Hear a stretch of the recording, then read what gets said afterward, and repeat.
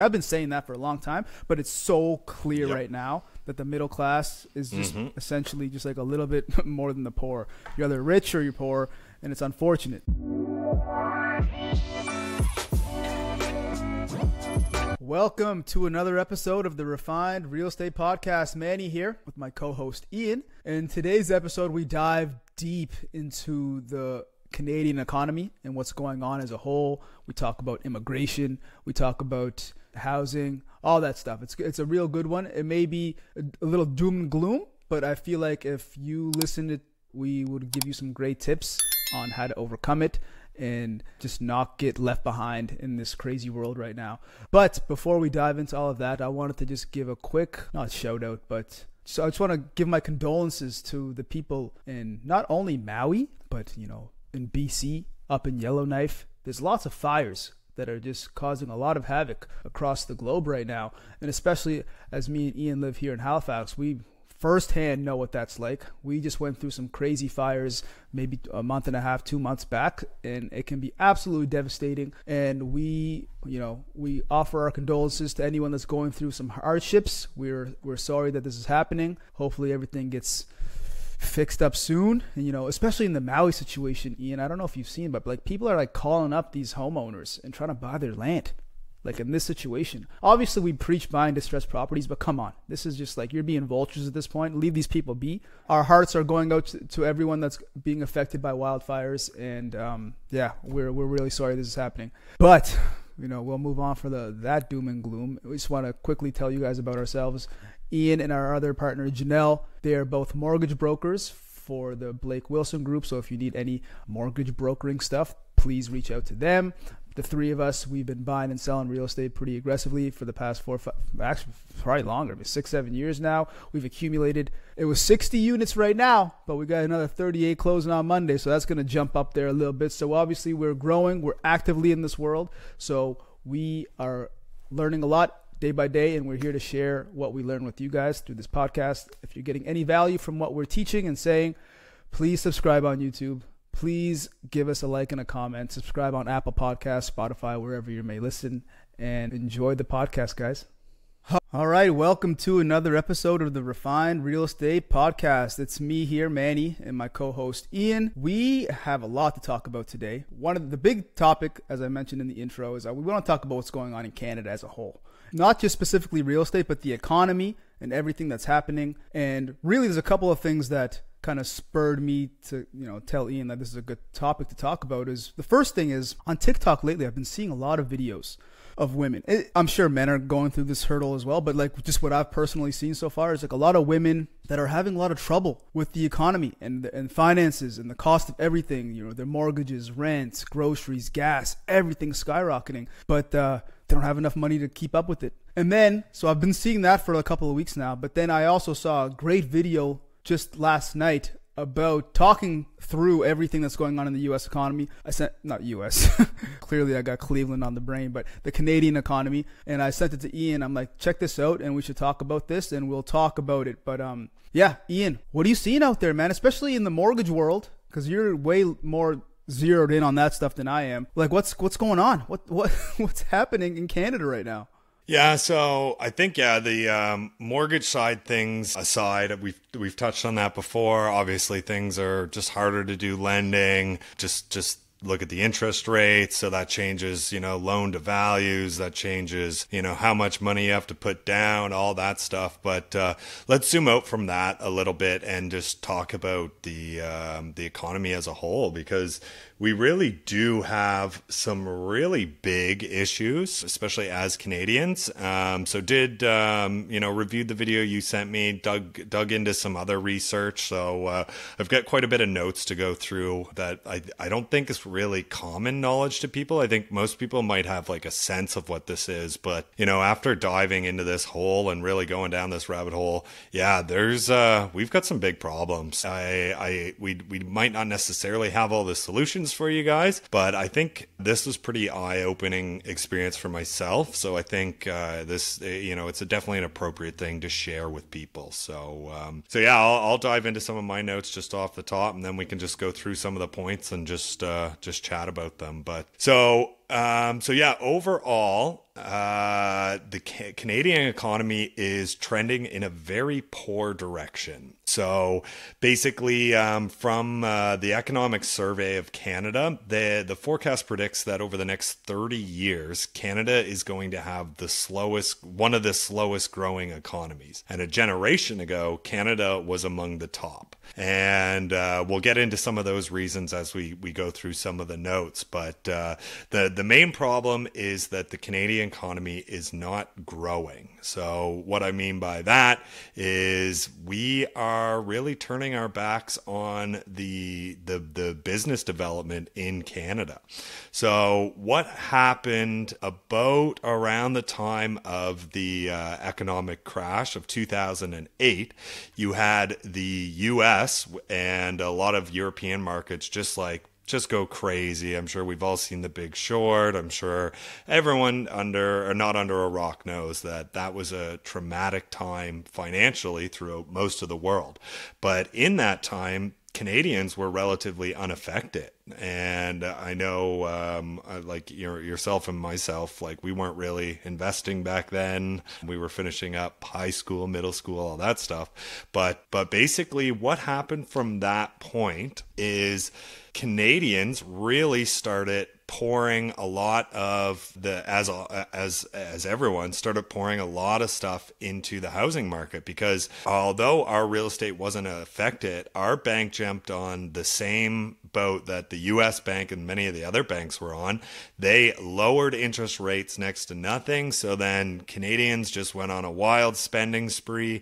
About 70% of Canadians were homeowners, and the global or the whole focus of the economy became housing.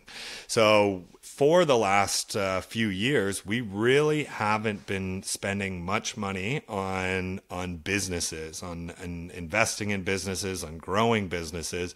It's really we've been putting a lot of our money into housing, and we've seen, since 2010, housing prices have tripled, and that's kind of been the way that Canada's operated for the last, decade plus. Is, we're going to put all of our eggs in this housing basket, and it's made sense because we've had crazy immigration, which we'll get into in a little bit. But what it's meant is we're not putting any of the extra resources or any of the focus into developing business here. So as a result, Canadians have become wildly underproductive compared to an American. So an American, for example, and again, this is through the Economic Survey of Canada. It looks at, comparing with other countries and everything. But yeah, the average US worker is about 40% more productive than a Canadian worker. And the how that really directly translate is the average US person makes about $57,000 US dollars, and the average Canadian makes around $40,000 US dollars. So you can see there's quite a discrepancy there. And again, we about a decade plus into the end of the 1900s, or into the last 20 years, we were huge in manufacturing, in building things, in the Ford Motors, that type of stuff. Obviously oil was a massive thing, the hydro dams through Montreal, all that type of stuff. So we were huge producers. So when that sort of shifted to the housing, that's been great for the last decade plus.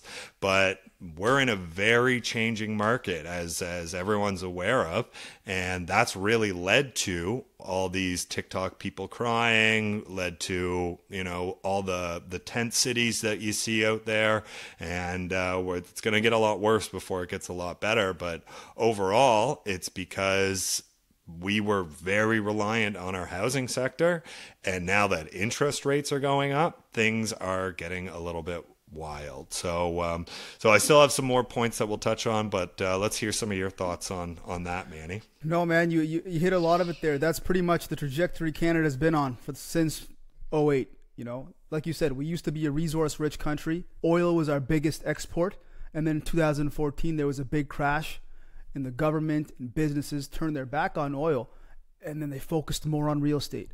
So from 2014 on to 2020, there was a steady increase in real estate, and then COVID hit, and then it just got exponentially worse. The central governments of Canada, all around the world, they just decreased their rates even further, which caused the housing prices to soar, and it's just like at an incredible rate. BC, Ontario, even where we live here in Halifax, the housing prices pretty much everywhere in Canada has gone insane, and it's incredibly sad to see. It's ironic that we're real estate investors, and of course, we've made a lot of money during this time, but at the same time, it wasn't healthy. It's not a healthy market when the housing prices are going up 10, 15, 20% year over year. It's cool. Oh, great. We're making money, but like, we're not just savages that only care about ourselves. Like, I have lots of friends that aren't in this world, that are trying to buy houses, that are trying to afford living life. And on top of housing prices going up, you know what else goes up with that? Rent. And so it's like they have to pay for the rent. Inflation went crazy because we put interest rates so low. Now everything else is expensive: gas, groceries, utilities. It's become really unlivable for Canadians. And like Ian said, we'll touch on immigration here shortly, but like, it doesn't help that we have so many immigrants. I mean, okay, I don't want to watch my wording here, but the fact that many immigrants are coming in every single year, and at the same time we don't have the infrastructure to support them, it's just making the pinch even tighter on everybody that's living here. So Canada, it's gone awry somewhere along the way here. Obviously, these are major macro level issues that me and Ian can't fix at all, or any individual. This is going to be like a collective government fix, and obviously, I don't know about you, man, I don't think the government really wants to fix it. So it's just a tough situation we're in. So I guess like what I think would be good, Ian, is for us to kind of just give some advice. First, to some people that are, I don't want to say regular folks, because me and you are regular folks. We're not superhuman by any means.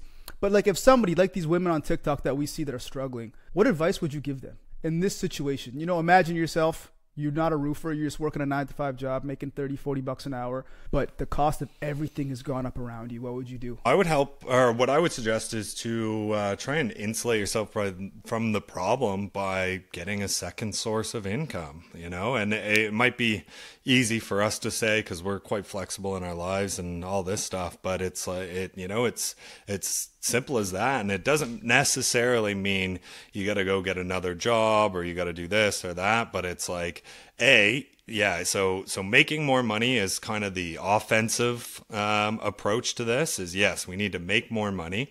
So it might be, if you do have a house, maybe it makes more sense. Like, okay, maybe now we have to rent out one of the rooms, and it's like, I live with my family, all this and that. But it's like, okay, are you gonna cry to TikTok, or are you gonna make a bit of a sacrifice and get an extra? There's no shortage of good tenants out there, especially ones that you might, be comfortable having around your family, something like that. It's like, realistically, it's either that or keep crying as the problem's going to get worse. So that's like just like a simple example, but it might be like, yeah, maybe you do get a second job. Like, there's tons of jobs online that aren't full-time, that aren't, taking you away from everything. But that's what I would suggest, is figure out, something that works for you or you and your family, where you can bring more money into the household to help insulate you there.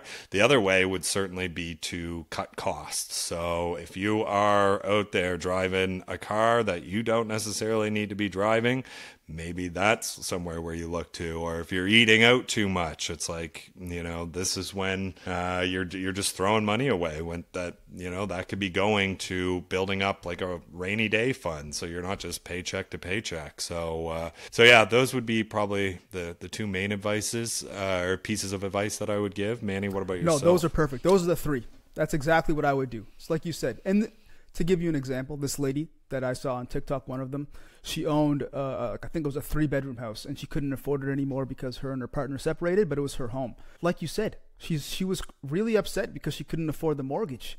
First thing that came to my mind was rent out those 2 other bedrooms, rent out that basement. I think it was in New Brunswick, but I'm certain she could get $500 a room, and then maybe even a little bit more for the basement. Just like that, her income for that month jumped up $1,500. Like, that would help her significantly. And again, I don't know what kind of car she's driving, but you're right. Decreasing expenses is number 2. You need to cut costs. Canada and USA, Western society as a whole, we're definitely more of a consumerism society. You know, we like to buy nice things. We like to treat ourselves. Funny story, Michelle, my wife, went out to dinner a couple of days ago with her friends. They went to a mono. She got a glass of wine, $20. What the hell? Can you imagine? So it's luckily we're in a position where, like, that's not a big deal to us at all. But like, when regular folks that are living paycheck to paycheck are going out to dinner to these expensive restaurants, having these glasses of wine, or going to the bar every weekend and having drinks with the boys or with the girls, that stuff adds up over time, and that takes money out of your bank account. And then nope, absolutely. So it's I don't know, man. I don't think it's rocket science. It takes self-sacrifice and just delayed gratification. You just got to go ahead and be uncomfortable. And I don't even think it's really that uncomfortable. Like, you're not out on the streets. You're just not drinking a lot. Like, you're not spending more money. You're just being a little bit more fiscally conservative in rough times and saving cash. And like you said, putting that money away, having a rainy day fund just in case something goes wrong. And this will really protect you. And this is just, anybody can do this. This is not, you don't got to be a genius. You don't got to be work incredibly hard. Like, you just have to go ahead and put your head down for a little bit and stop spending so much money and try to make a little bit more and get past this cycle, because everything in life is cyclical. The financial markets are cyclical. What we're seeing in real estate, it's all cyclical. So like, if you can just get over this hurdle, man, you'll be good. But that's our advice for, the average person. But let's jump back into the economics of this for a second before we give some more advice, Ian. Let's talk about immigration. No, sounds good.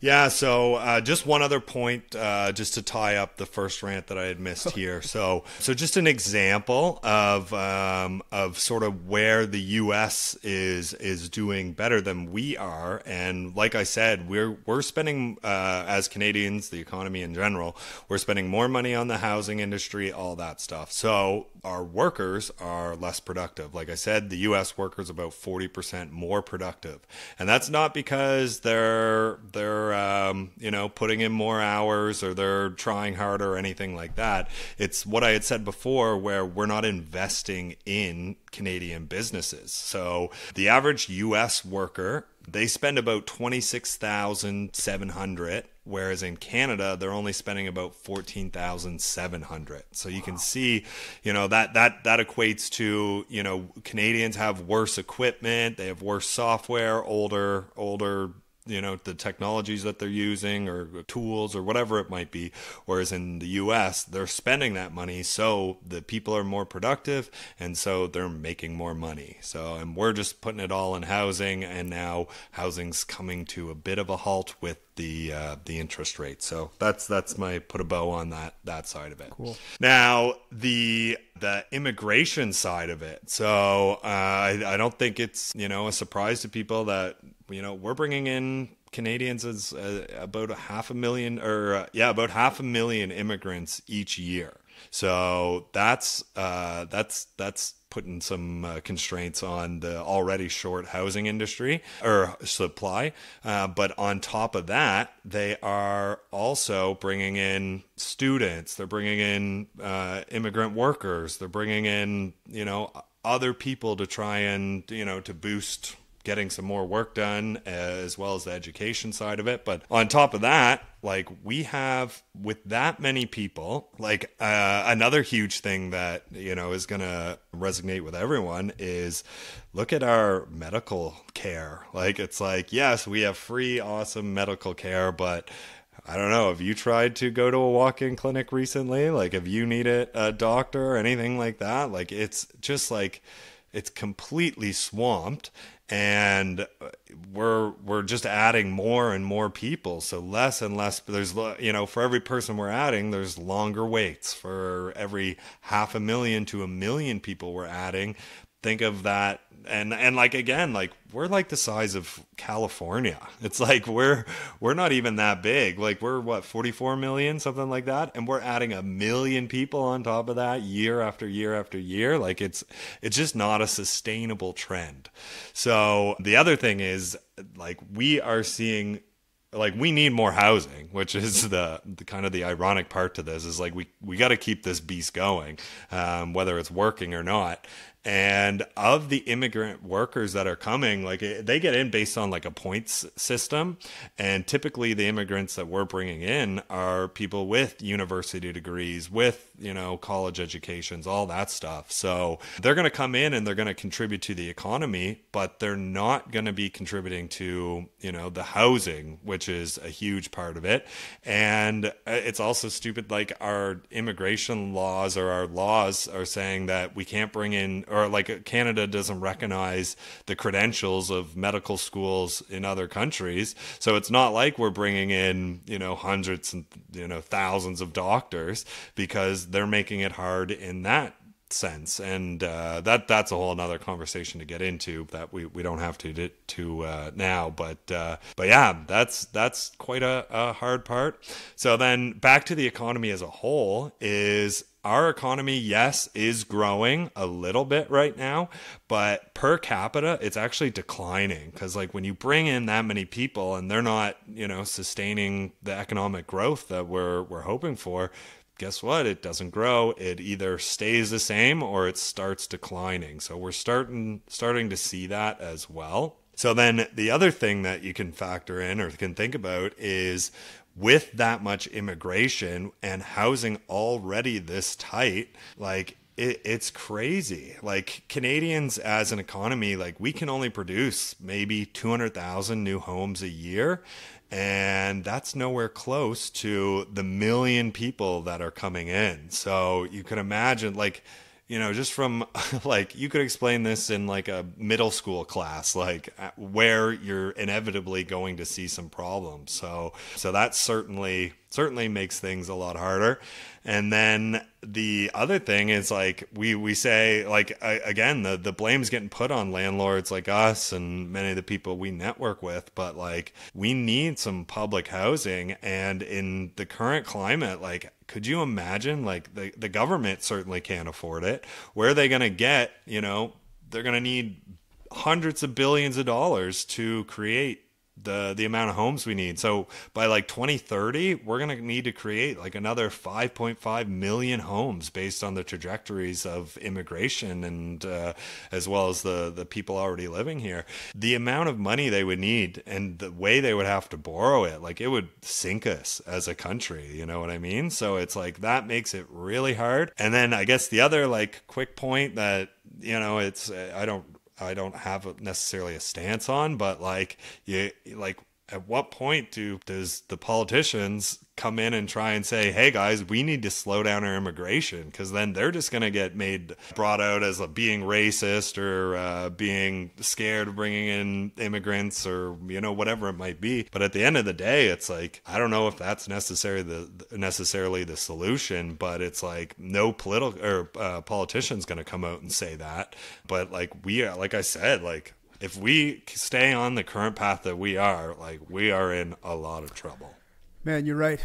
And the immigration topic, it's a complex one, because you're right. We can't sustain the amount of people that are coming in every single year.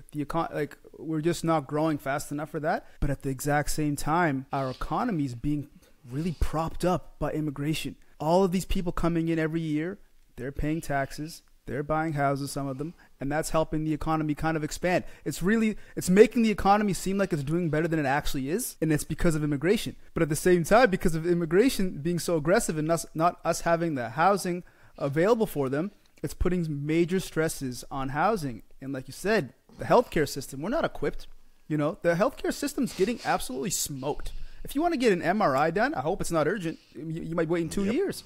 And the walk-in, my wife, she had mono. maybe a month or so back, 2 months. She had to go to Too much kissing. and the funny thing is, I was fine. I didn't get it. Yeah. But she had to go to 4 different walk-in clinics before she can finally get seen. Because if she wanted to go see her family doctor, she'd been waiting 3 weeks. Mm-hmm. So it's like our healthcare system is getting squeezed. Housing is absolutely getting squeezed. Like the people, renters, new home buyers, they're getting absolutely destroyed. But we need these immigrants to help the economy. So I don't know what the answer is. I have no idea what we can do here. We clearly can't build fast enough. We're not equipped to do so. So Canada is in some major trouble. And like I said at the start of the episode, I hope you're not listening to this thinking me and Ian have an answer because this is way above our pay grade. But it's like saying stopping immigration will cause another set of problems. And if we continue the way we're doing it, it's causing another set of problems. So I guess somebody high up there has to kind of weigh out which set of problems is worse. And we kind of got to go forward with that because whatever we're doing right now, it's certainly not working. I have lots of friends that are trying to get into the housing market, trying to circle back here, and they can't with interest rates. They got money. They have good jobs, dual income, maybe making $200K, barely getting good homes type of thing. And it's unfortunate because the people that are buying these houses are, guys like me and you that already have houses that we can leverage our equity on, and it's unfortunate. Like I'm not saying this as a, to boast or be prideful. It's the fact of the matter. It's just what it is. And corporations, these big funds in the States are just have ample money getting ready to capitalize on Canadian real estate because it's going to go up.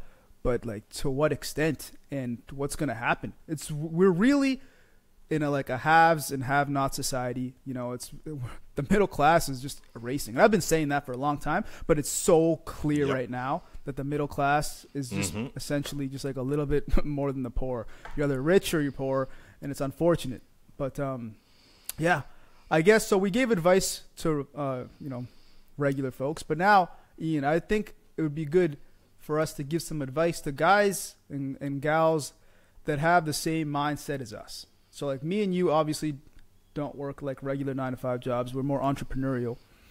What would you advise somebody that has our mentality to do in this environment of Canadian real estate and the economy? Invest in the States. No, I'm just kidding. No, even as hard as things might be now, and it's you can't go out and expect you're going to go on MLS right now, find a house, get some renters in it, and you're going to be cash flow positive. It's that used to be the way the world worked, and it's still doable, but it's a lot tougher right now. But my advice would be still go out there and buy, because it's again, so how we've been, some of the reason we've been able to scale up in these last few months is by, like I said, leveraging the equity in some of our other projects. You know what I mean? That is still going to be an option in 5 years if you buy today, even if you're not necessarily cash flowing. So I would say definitely go out there, still be active in this market. Yes, it's tougher, but imagine how much tougher this market's going to get when interest rates come down. It's going to be right back to post pandemic, where everyone and their dog is out there bidding on a house. They're going for hundreds of thousands over asking, and it's just going to be completely crazy.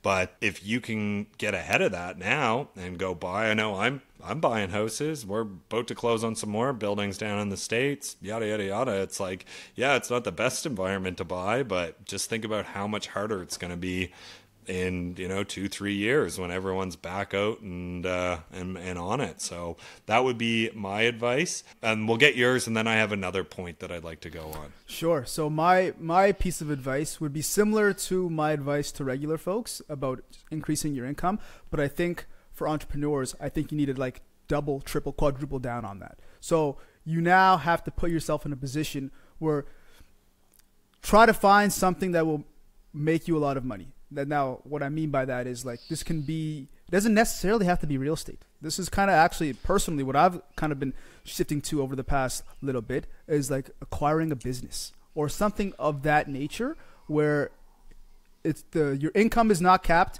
and there's a way to grow it exponentially and it can make a lot of money, lots of money. So my mindset behind this is, do you know who's not worried about the economy right now, people that are making 10, 20, 30, 40, 50 grand a month, you think they're stressed? They may be stressed for other reasons, but they're not stressed because of money. You know, they have no liquidity crunch. They got 50K coming in. They got a lot of money coming in every single month to withstand what's going on in this world. And they know eventually they'll overcome it and it'll all be fine. So that would be my advice. Because if you're obviously listening to this podcast, you have some sort of aspirations to kind of grow and, you know, be wealthy at some point, whether that be through real estate or business acquisition. But I think that's the most important thing right now. It doesn't even have to be business acquisition, wholesaling.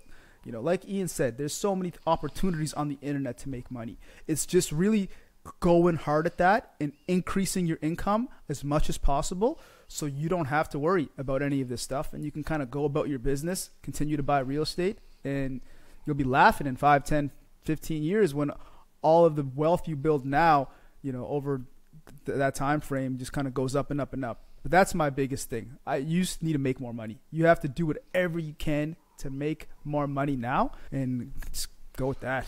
What was your other point that you wanted to touch on? Absolutely. Other point where I guess this would be my suggestion on how to fix the economy or the housing crisis would be seeing lots of videos.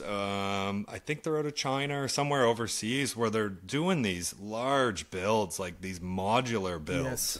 And they're going up so fast. So instead of, you know, that's just it. Maybe finding more efficient ways to build homes or to build multifamily buildings to house lots of people. Like, you know, if you can bang out a building in, you know, a few months, it's like opposed to a few years, that might be the solution right there. So I don't know much about them personally. I'd love to chat with someone that's doing some of these, like especially the larger buildings, and see, you know, how cost effective it actually is.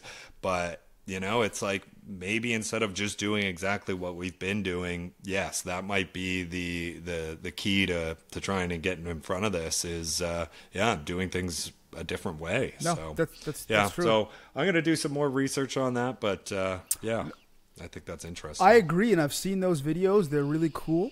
And I wonder if what limits people from doing projects like that here in Canada is the taxation. Like, I wonder how profitable it can be for them. So if Canada as a government could, obviously we make a lot of money.